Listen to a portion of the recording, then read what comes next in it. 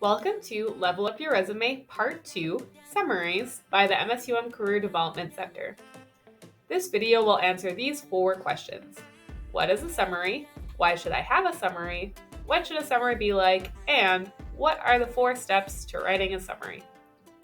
So what is a summary? Similar to a summary of a book, a resume summary should be a brief overview of what they will read in your resume. A summary is important because the average hiring manager looks at your resume for only 7.4 seconds on average. A summary captures the reader's attention right away by showcasing your strongest selling points related to the job opening. For example, in Scorch's summary, he highlighted that he has had multiple internships, that he has experience writing promotional materials, and that he has tangible experience using his leadership and administration skills.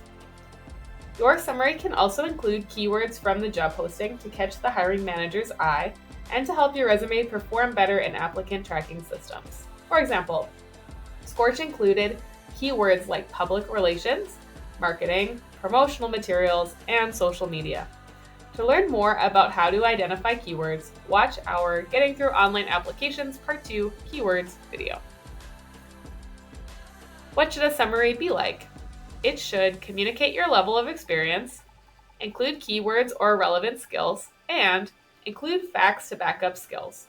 It shouldn't include super specific details like job titles or organizations. Let's unpack these ideas as we look at how to write a summary in 4 steps. Step 1 is to communicate your level of experience. Step 2 is to identify big picture facts. Step 3 is to turn facts into sentences, and step 4 is to put it all together. Let's start with step 1, communicate your level of experience. Let's imagine that an employer is hiring an intern. Some employers require that their interns be a current student or have a certain class standing, such as junior or senior. The hiring manager looking at your resume might be trying to figure out if you meet those qualifications. Or let's imagine that an employer is hiring for a full-time role and is requiring 1 year of related experience. The hiring manager would be skimming through the resume to figure out if the candidate has that 1 year. Communicating your level of experience in the first sentence of your summary can help with both of these scenarios. Here are 2 example sentences that could be used as the first sentence of a summary. Notice how they clearly communicate their class standing, number of years of experience, or graduation status. Here are some more ideas of how you could communicate your level of experience in your summary. You could focus on your standing in college, the number of years of experience you have, or both.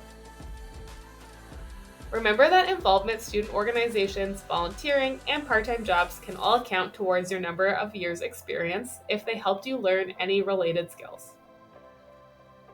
If none of these examples seem to fit, you could take a different approach. You could start your summary with a description of you that follows the format adjective, noun. See some examples here, like creative trust builder, or energetic trainer, or analytical fact finder. Pause the video here and jot down some ideas for how you could communicate your level of experience using the strategy that works best for you. In step 2, you should identify big picture facts you most want your audience to know. Ask yourself this question. If the hiring manager didn't read any other part of my resume, what would I want them to know about me? Maybe you'd want them to know that you have experience using the skills they're looking for on the job posting. For example, maybe they want you to have experience using communication skills or customer service skills. Your summary is a great place to include keywords. You can learn more about keywords by watching the Getting Through Online Applications Part 2 Keywords video. Or maybe you have other information that comes to mind that helps you stand out from the competition. For example, being fluent in a language, holding leadership roles, completing a special training or certification, or winning an award. Let's take a look at how Scorch does this. Imagine that he wants to work as a public relations specialist after graduating. The job he is applying to has these requirements: experience writing promotional materials, administration, and leadership skills. Scorch can think of connections to each of these. He wrote promotional materials as a public relations intern, used administration skills while managing the campus activity board's budget, and use leadership skills while training new cashiers at Moorhead Parks and Rec. He makes these notes for himself.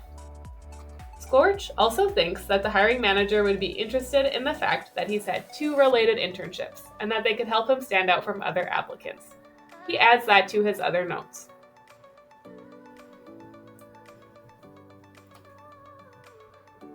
Now, Scorch has some great facts written down that he wants the employer to know about.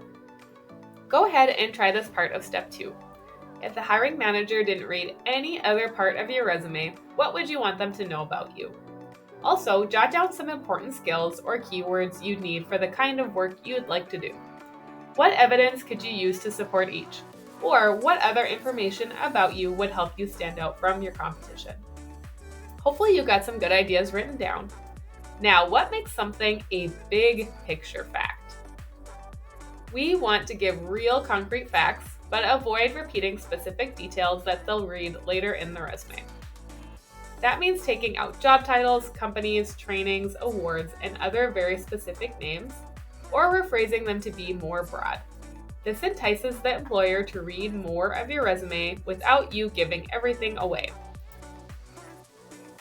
Here are some examples. In the first one, they mention they've done customer service roles, but leave out the specific job titles.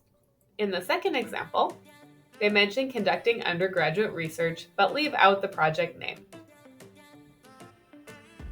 Scorch turns his facts into big picture facts by taking out the job title Public Relations Intern from the first one, the name of the Campus Activities Board, and the organization Moorhead Parks and Recreation. He takes out the specific job titles of his internships and decides to refer to them more broadly as Public Relations and Marketing internships.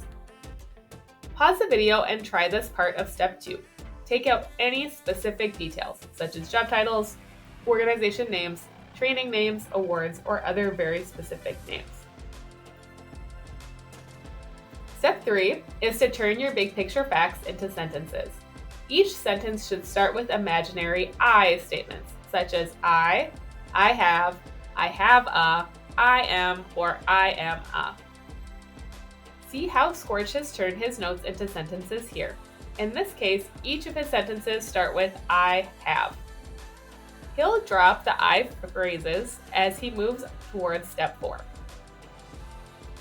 Pause the video here and turn your big picture facts into sentences. Each sentence should start with an imaginary I statement. Step 4 is to pull it all together. Start with the statement you created for step 1 that communicates your level of experience.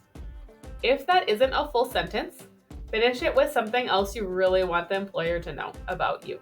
That might be the number of years related experience you have, or your most relevant or impressive fact that you brainstormed. Then fill in the rest with your other facts. Aim for your summary to be at least 2 sentences and no more than 5 lines long. Place your summary under your contact information and under your headline, if you decide to include one. And you're done! Here are a few more examples of full summaries. Pause the video here and put your full summary together. Start by communicating your level of experience. Then add the number of years experience or your most relevant or impressive fact. Fill in the rest of your summary with your other facts. Thanks for joining us as we covered the 4 steps for writing a summary. Be sure to check out our other videos.